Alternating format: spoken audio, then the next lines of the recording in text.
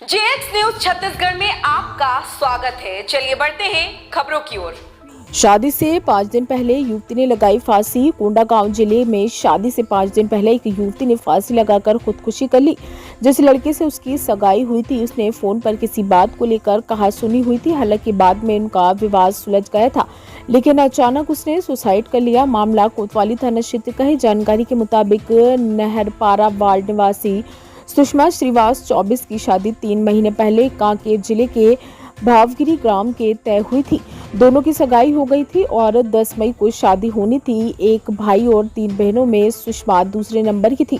जब घर से डोली उठने से पहले बेटी की अर्थी उठी है। बताया जा रहा है कि घर के सभी लोग शादी की तैयारियों में लगे हुए थे। ये घर की पहली शादी थी। कुछ दिन पहले तक सुषमा खुद अपनी शादी के कार्ड बांट कर आई थी, खरीदारी भी कर रही थी। इसी बीच 5 मई रविवार की शाम मकान की दूसरी मंजिल पर फांसी लगाकर आत्महत्या कर ली। युवती के पिता उमाशंकर श्रीवास ने बताया कि बेटी सुषमा श्रीवास और मंगेतर के बीच फोन पर बातचीत होती थी।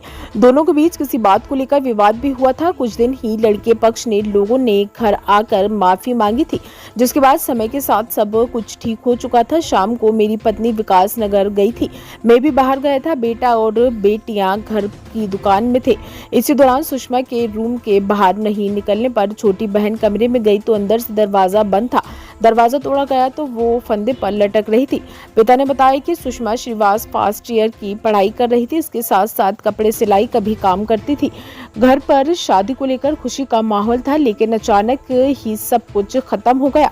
घटना की सूचना पुलिस को दी गई। इस मामले में कोतवाली थाना प्रभारी प्रहलाद यादव का कहना है कि सूचना मिलने के बाद मौके पर पहुंचे शव को नीचे उतारा गया। मौके से कोई सुसाइड नोट नहीं मिला।